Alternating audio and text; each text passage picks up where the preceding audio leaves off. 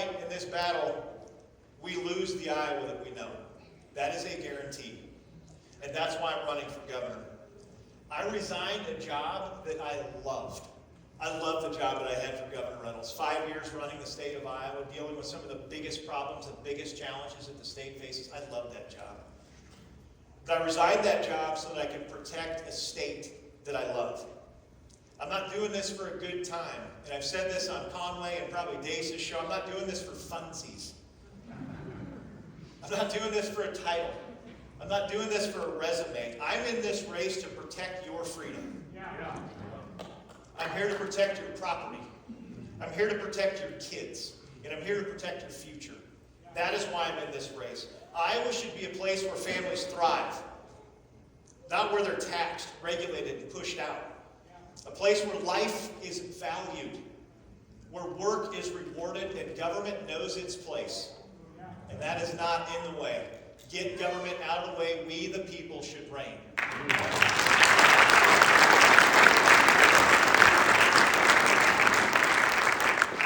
This campaign isn't about personalities. It's not about insiders. It's about whether or not Iowa remains free. And here's the reality.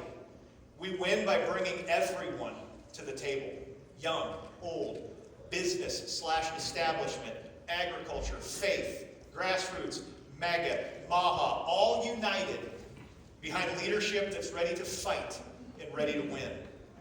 And I'm prepared. I'm not looking back.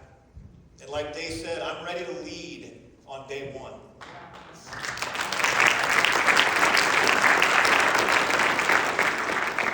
5 years serving under Governor Reynolds meant real responsibility.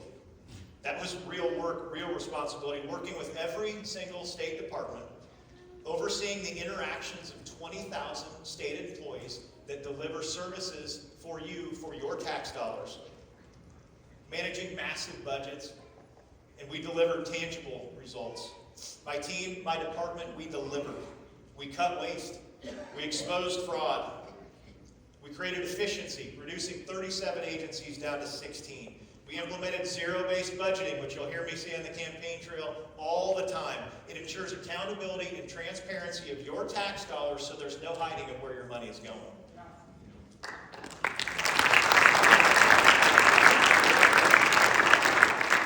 We returned Iowa farmland back to Iowans.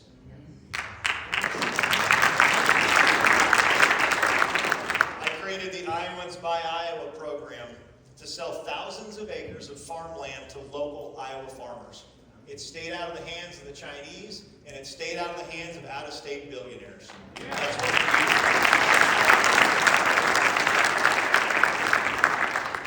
do. In the process of returning that land to Iowans, I uncovered that the state had a state-run cattle operation.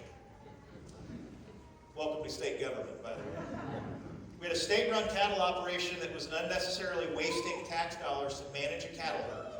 $250,000 a year we were losing just to run cows.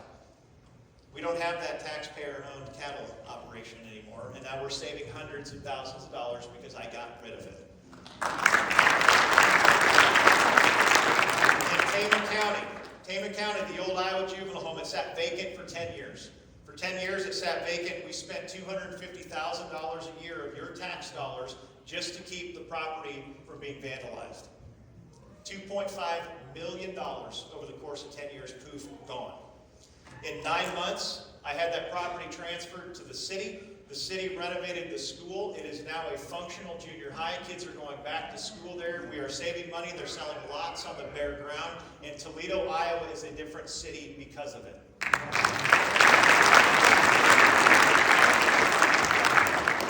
That's conservative leadership. Those are results. That is not talk. And I got plenty more of those receipts out there as well. Before public service, I spent 18 years in the private sector. I built businesses. I grew businesses. I signed paychecks. I took risks. I launched a product called the Turkey Fan. Went from an idea of a buddy of mine in his garage to the shelves of major outdoor retail stores all across the country. From zero to national distribution. You're looking at somebody who can only do that. The only way you can do that is if you have grit, if you've got discipline, and if you refuse to quit. It's the only way you can do those things. Yes, I was also a professional baseball player. Athletics teaches you something important. You don't win by whining, do you, boys? You don't win by whining, do you? Nope. You win by showing up. You win by doing the work. You win by fighting until the job is done. That's how I lead, and that's how I will govern. So what's keeping Iowa free mean? That's not just a slogan. Keeping Iowa free means property rights. It means no government bureaucrat telling you how to use your land, your farm, or your business.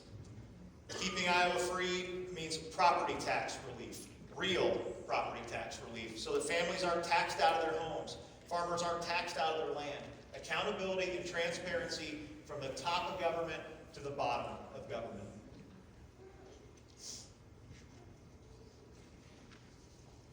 Keeping Iowa free means a workforce strategy that values skilled trades. Right. A workforce strategy that values manufacturing, that values healthcare as an occupation. It values agriculture as an occupation. Keeping Iowa free means real jobs within those industries so that our kids can actually achieve the American dream. We don't need to send them to a 4-year university so they can come out half communist with hundreds of thousands of dollars in student loan debt.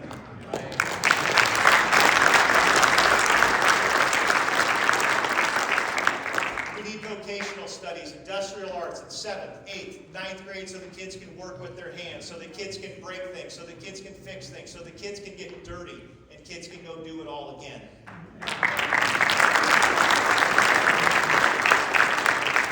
We have an opportunity to work alongside the Trump administration to do just that with his $1 million apprenticeship program. We have an opportunity as the state of Iowa to work alongside him in what they are doing to usher in a golden age of opportunity. We have to be pushing that. We have to be forcing that. And I tell you who will not do that? Rob Sand. He will not do that. He will think government is the solution. We need to rely on the government to do our things. And there's one thing I know. One thing I know from the 5 years I spent inside of state government. And it's that government screws everything up.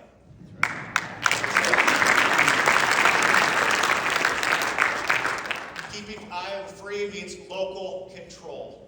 Parents and communities making decisions, not out-of-touch bureaucrats who don't even know your hometown, let them know what your values are. Keeping Iowa free is a movement. It doesn't create itself, you have to fight for it. And that's exactly what this campaign is. It's a fight, and we're going to fight for it. It's a fight we can win if we unite and if we act. Right. When we bring people together, we will win with a relentless ground game across every single county. It's forming right now. We have an incredible team. We've got incredible momentum. If you saw the debate on Tuesday night, you saw a candidate that has been prepared by a team who's ready to win. Come on.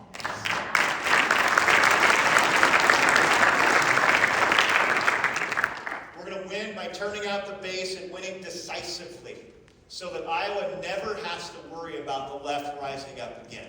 We're going to do this in decisive fashion, and we're not going to turn back. Iowa was built by people with grit. People who get up early, people who go to bed late, people who get dirty, who clean up. They get up, they go do it all again. That's who Iowans are. That's who you are, and that's who's going to help us win this fight. In a Steen administration, Iowa will be a shining light on a hill. Iowa will be a beacon of hope for families to thrive. In a Steen administration, Iowa will continue to be a safe haven for children and families. And Iowa will continue to be a place we can be proud to call home.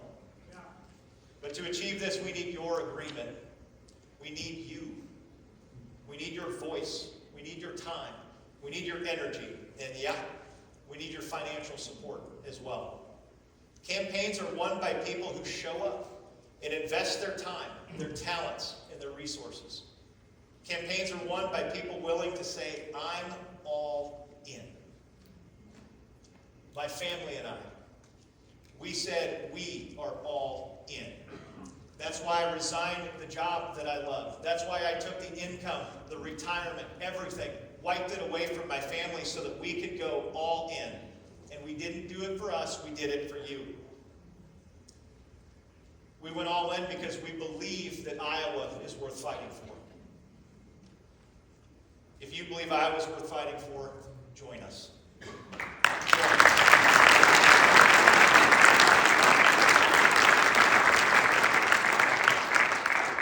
Go to adamsteen.com. Donate to fuel the campaign. You can do it online at adamsteen.com or find a Team Steen representative to write a check. Sign up to volunteer. We need volunteers in every single one of these counties. We've got a bunch. They're growing. We need a lot more. Talk to your neighbors. Wake them up. Shake them. Let them know what's happening right now. We have to be talking to our neighbors. We have to be talking to our friends. We have to be talking to our families. Use your voice. Be part of a movement that's bigger than yourselves. That's how we win. That's how we unite. And together we will win. And Iowa will remain free. Thank you. God bless you. God bless you.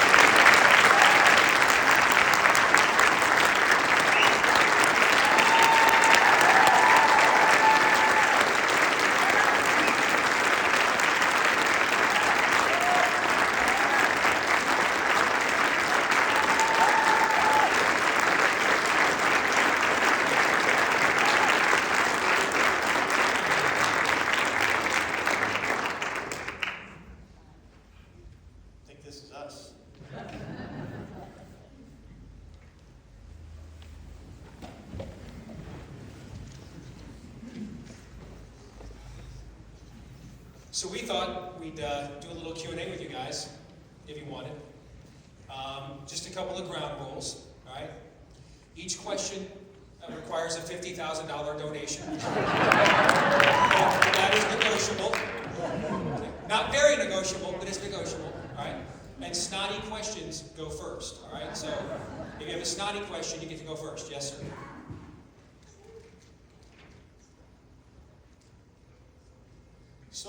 So far, everything I've seen in reference to property tax proposals has been lame at best.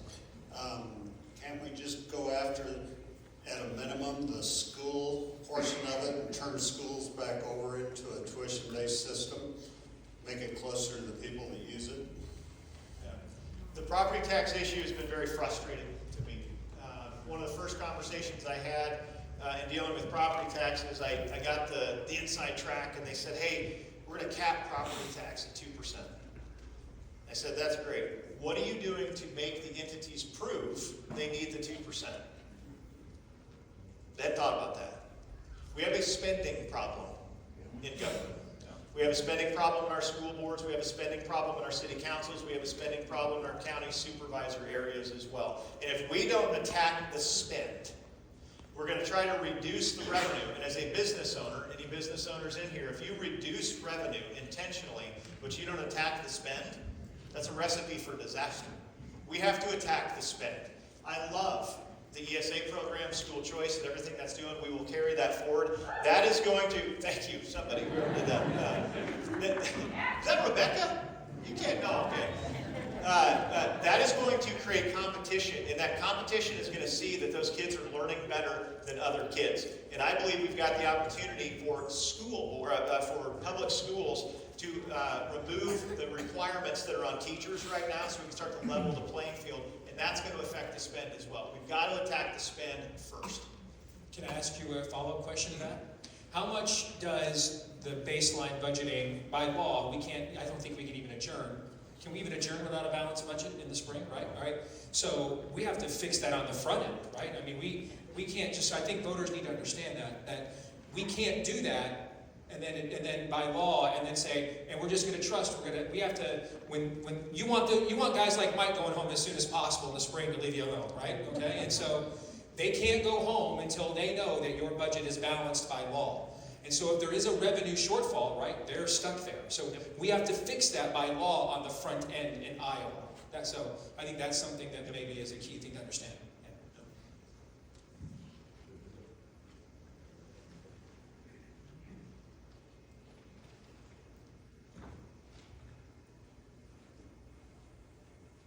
Hi, I have a couple questions if that's okay. My first one is Representative Zach Deacon This will be his third year where he's introduced a bill to give the preborn equal rights from conception to natural death. So it's an equal rights bill. If a bill like that came to your desk, would you sign it? Absolutely. I mean, life at conception.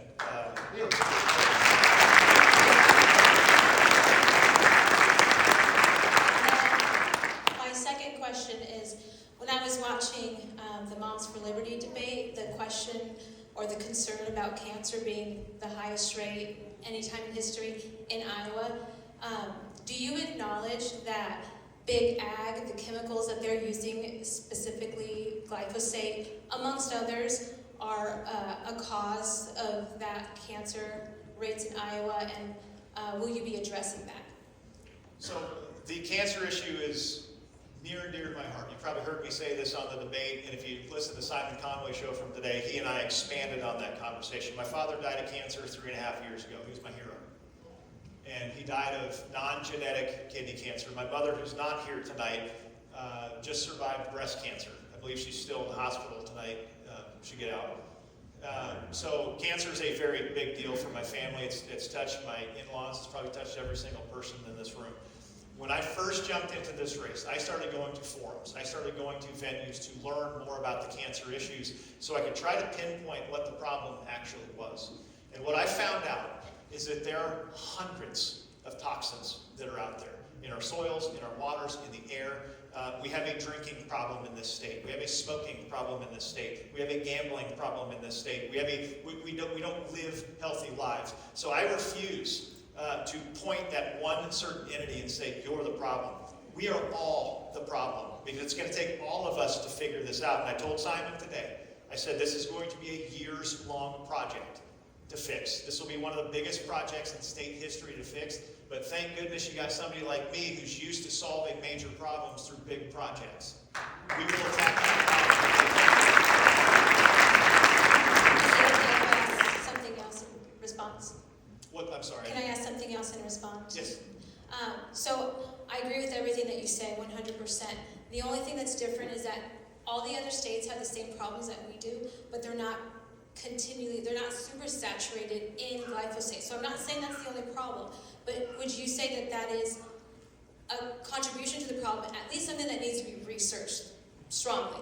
100%. We need to research everything, and we need independent research as well. I mean, that's what I'm saying. We need to research every single area of this. It needs to be independent research, not bought and paid for by an entity that's running the show, so that we can actually get to the bottom line. Thank you. Yep. Wait, you can throw it. You gotta get your steps in.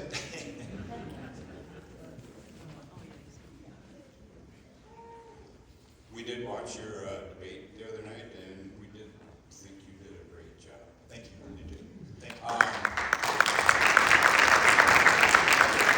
Tonight you talked about freedom, and you've listed a couple points. Mine has to deal with medical freedom. During the COVID-19 pandemic, states responded differently to federal vaccine mandates, often referencing existing school and child care immunizations and requirements. Well, who should have the authority to determine vaccine requirements for children and adults, both during public health emergencies and for purposes such as employment or school attendance? And as governor, what changes, if any, would you propose? Yeah. Bottom line, we the people should have the authority.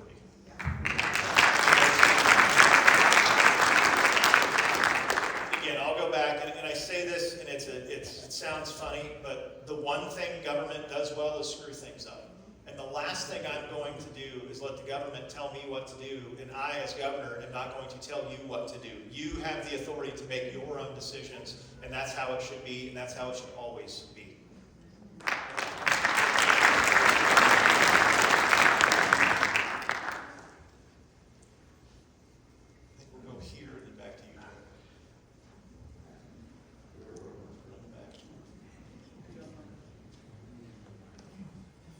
Good evening.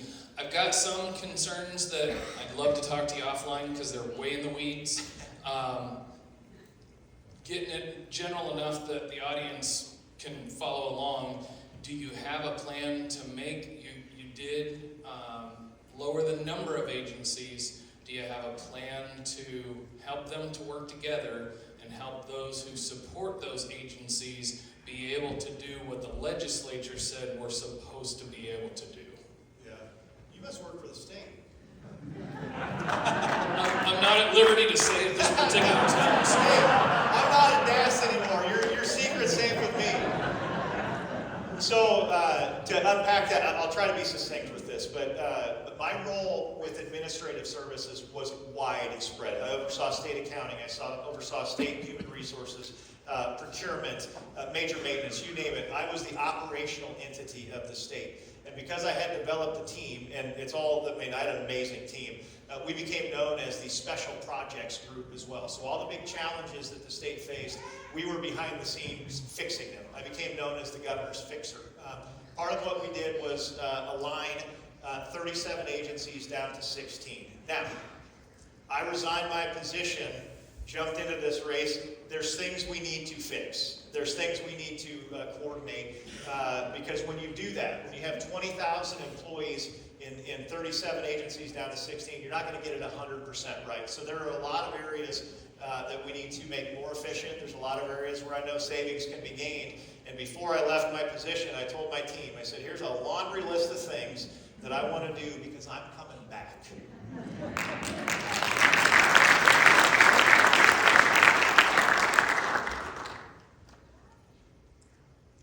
Hey Adam, nice to see you. Good to see you. I'll see you Sunday too. Yes, I'll see you Sunday.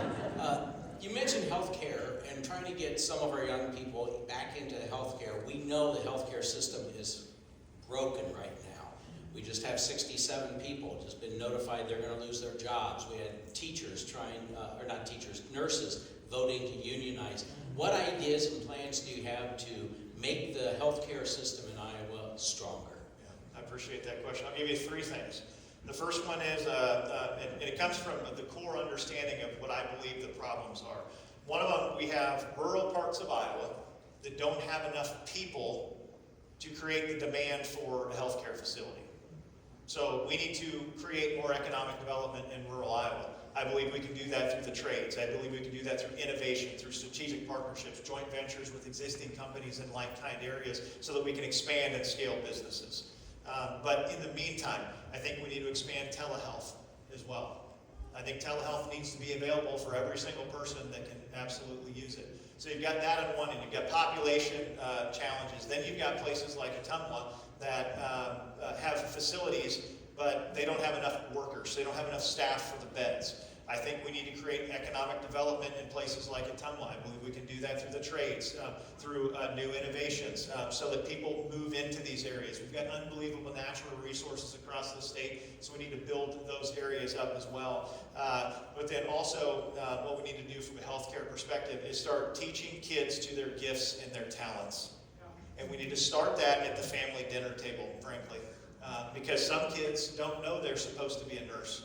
Some kids don't know they're supposed to be a doctor. Some kids don't know that it's actually pretty cool to care for somebody because they're on devices.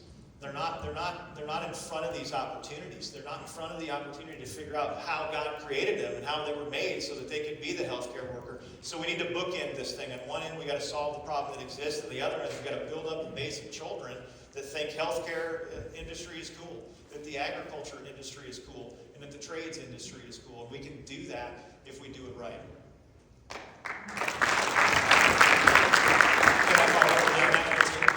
So one of the things that we have seen post-COVID, and we started to see this during COVID, because I know you care greatly about the level of indoctrination going on in the conventional schools, but the medical system is ideologically weaponized. You have the American Association of Pediatrics is banning or is in support of gender mutilations, for example. Right now the country is fighting over a nurse in Minneapolis who decided to go play suicide by ice. I was just reading before I came down here, a couple more healthcare workers have had their licenses revoked, one in Virginia, one in Florida, for going online and literally saying if you are a Republican or you voted for Trump, I won't give you health care, or here's poisons that women can use. Go out with Republican men and put these poisons in their drugs, and they're putting these things out on video, and they're getting millions of views and stuff on TikTok. So I mean, this thing is very weaponized in the healthcare system as well. I look at my own situation. I have a conventional system doctor who's very good and a right-winger, but he's also a conventional system doctor, right? And so I pay for my own insurance as a business owner, so that covers him. But then I want a non-conventional doctor, because there's wisdom in a multitude of counsel, amen, right? So I want the other side of the paradigm. I have to pay cash out of pocket for that. Now, I'm blessed. Our show is successful. I can afford to do that. A lot of people cannot afford to do that. All right? Pay for their own insurance on one end and pay out of pocket cash for a healthcare provider on the other. I do that so I can pit their takes against each other and make the most informed decision for me, right? But I have to do that because I learned, covering COVID, how weaponized this is ideologically. How do we make sure we don't send a bunch of rural Iowa kids into the medical system just to come out as communists? No, absolutely. I mean, so we've got an opportunity right now. There's a new chair of the Board of Regents. And his first day after being elected chair of the Board of Regents, he said, we got to remove the woke from these universities. That's a big deal. It starts with guys like Robert Kramer to come in there and snuff that out. And in talking about ideology, we as parents had to stand up against ideology when Riker was 4 years old going to preschool. We saw that they were going to read Jacob's New Dress to the preschool class, a book about a boy who thinks he's supposed to be a girl, so at the end of the book he's wearing dresses and finally feels alive. Casey ran so far in front of me, couldn't hold the door open for her. We stopped that book from being read. This thing happens from the ground up. And so if it happens from the ground up and it happens from the top down, we got to attack this thing from both ends so it's snuffed out so that we can be free and make the decisions that we need.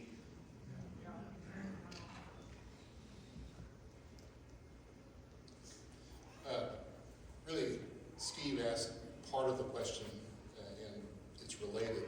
So there was a study done here just recently, and of the last two adult generations, over 50% of them see America as the problem. They embrace socialism. This is over half of the next two generations that are going to be running our government in our country. So if we're talking about fixing problems tonight, and I've loved what you've said so far, but if we're talking about bringing back America from the brink of all that, none of it will do any good unless we can instill a love of our country in the children of our country. Amen. How can you attack that problem from your office? Yeah. On a state level? So the beauty of that question, question being, how can I instill a love for America? How can I, as governor, instill from the top down a culture that loves America? Any business owner, any business, any operational entity, culture comes from the top down. You're looking at a CEO. And as the CEO of the state, I will, from the top down, champion families back to the dinner table. I'll bring out things like I don't normally do, but this coin right here. It's an Armor of God coin. And what I do with this, sorry boys, I'm going to let the secret out. The boys and I have the secret superhero nightclub. And so Maverick and Riker and I, we go to Perkins. We eat too much food and we learn stuff. I teach them things. I look them in the eye. They take notes. We answer questions back and forth. And we do that because those boys are going to be the future. And right now, as a candidate, I am saying on a regular basis, I would be the CEO of the state that stands up and casts that type of culture downstream on a regular basis. Now, I'd start at the condition of the state. And here's what gets scary. Is right now you're looking at a guy that in the condition of the state, I will say families need to get back to the dinner table. We need to bring Bible back into the schools. We need to be praying. We need to do all sorts of things that gets families back together. I will be saying that. If Rob Sand is standing there in the condition of the state, he doesn't know how many genders there are. Think about the absolute difference in culture. You have a candidate that can't answer if there are only two genders versus a candidate that's sitting there saying our families have to get back together because everything starts at the family. Grandparents need to get to know their grandkids again. Communities need to get to know each other again. That's what has to happen from the top down, and that's the culture we'll implement. It will take time, and it will take each and every one of you to spread that message so that culture can change.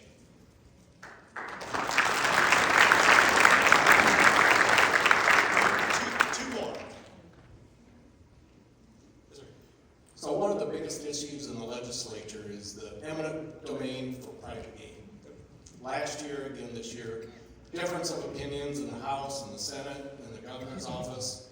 So what would you do as a leader of this state to resolve that issue?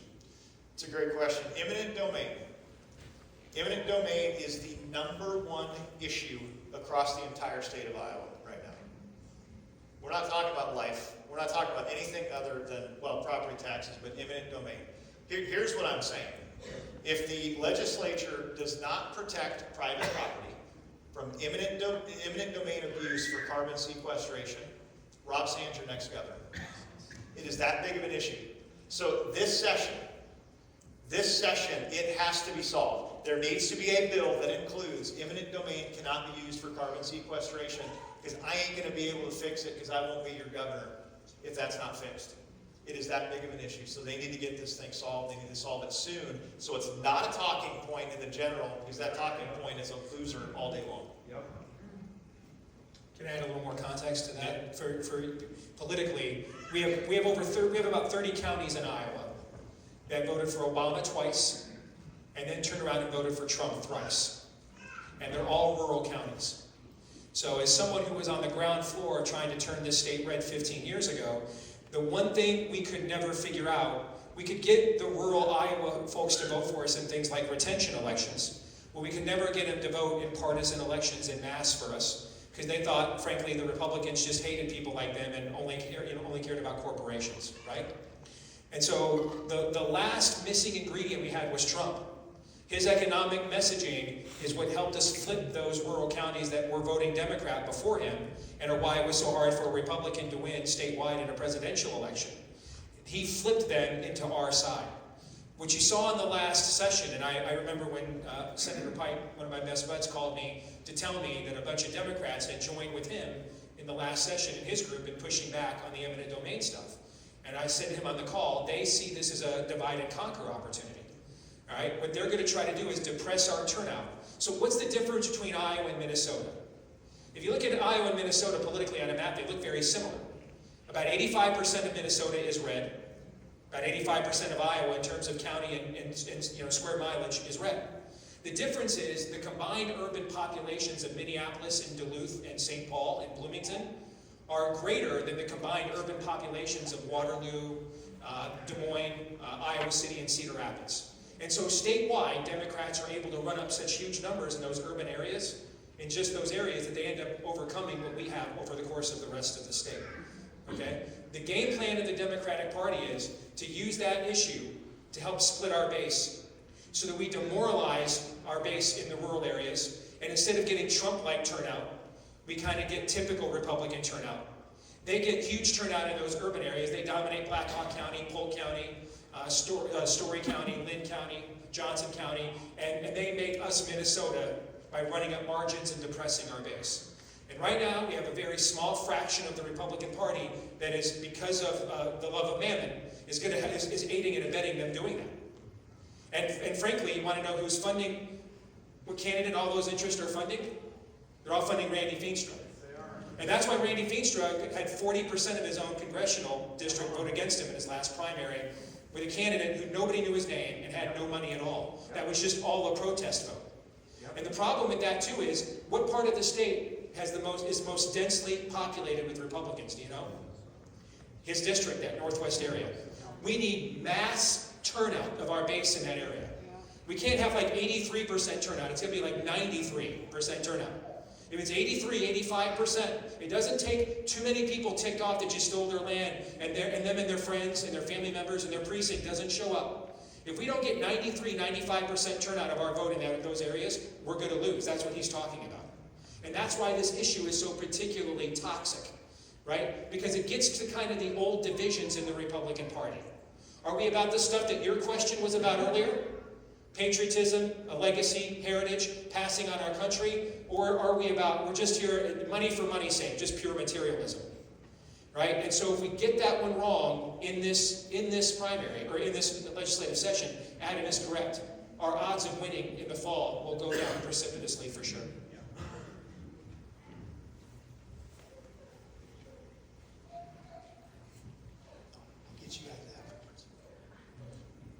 First and foremost, my family's praying for your family. Thank you. Second,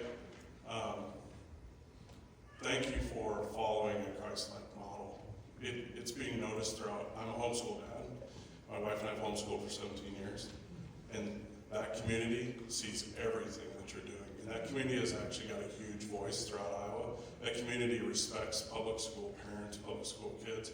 They're very frustrated with the public school model. So we hear on a regular basis from extremely good people, devout Christians, I wish I could stay home with my kids. I wish Dad or my husband didn't have to work so many hours to make this work. You listed things, you said there's a bunch of things you'll do for the family to back to the table. Can you name one that's maybe not property tax related that will put more money, or allow people to bring home more money, so that God can help Adam do what he created Adam to do, and Eve to do what he created Eve to do. So these moms can be at home, and the dads can work like he created to. God created work before sin happened. And I think I was full of men that work, but the moms need to be able to stay home. How can you help that happen? Appreciate that question. Let me first say thank you for the prayer. This is a spiritual battle. This is real, and this is challenging, but we're up for it because we've got people praying for us that we don't even know. And that's what's going to win this thing, frankly, is prayer and hard work at the end of the day. So thank you for that. I appreciate that. Other than property taxes from a spending perspective, I've mentioned spending is a huge problem. I think our healthcare industry as a whole, the insurance industry as a whole, needs to be looked at. I don't have a solution for it because it is a mess. I worked with the it's called DIFS, Department of Insurance and Financial Services. It's a department for the state. I will be tasking them with figuring out better solutions for insurance so we can drive down cost in homes. Again, our property tax, but still our counties, our cities, our schools. If you're taking advantage of the ESA program, there's still thousands of your tax dollars going into public schools. You only get a portion of your state money. So we need to understand where the spend is going. We need to look at all the bureaucracy.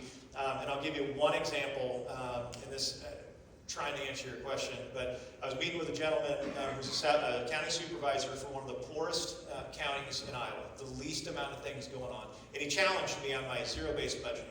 He said, it's not going to work, blah, blah. And I said, well, let me ask you just real quick.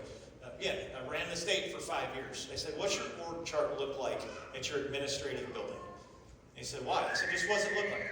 In the poorest county in Iowa, what's your org chart look like? And he named 5 executive level positions. All 5 of those positions had administrative assistants to those 5 positions. And I said, let me just say this. I oversaw 350 people directly, 20,000 organizationally. I didn't have an assistant. You've got the poorest county in Iowa, you've got 5 executives with 5 assistants. Are they all working 40 hours a week? I think there's some savings to be gained there. Does that mean layoffs? I don't know. It might mean you shift their occupation to something where it's actually being stewarded better. But we have a spending problem in the state, and we need to attack the spend because that's going to be what puts money back into every single one of our pockets right now.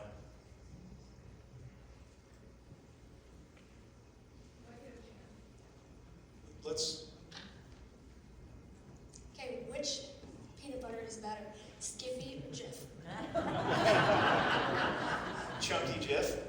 We're a house divided. I bombed the Hawkeye question apparently. All natural. I like the all natural chunky Jif. That's actually. I'll get you guys afterwards. Are you closing? Okay. And then I think they're coming up. So what does all this mean? Well, one of my college roommates taught me one of the most profound lessons that has helped me for the last 30 plus years. All right. Romance without finance is a nuisance. Okay? All right? And so, the number one thing that determines who wins primary elections in America, I wish I could tell you it was the most qualified candidate. I wish I could tell you it was the candidate who had the greatest worldview. And unfortunately, it's not. It's name ID. And name ID is the most expensive thing to come by in politics. And right now it's harder than ever because nobody reads the Des Moines Register anymore, and I really appreciate that. Okay? But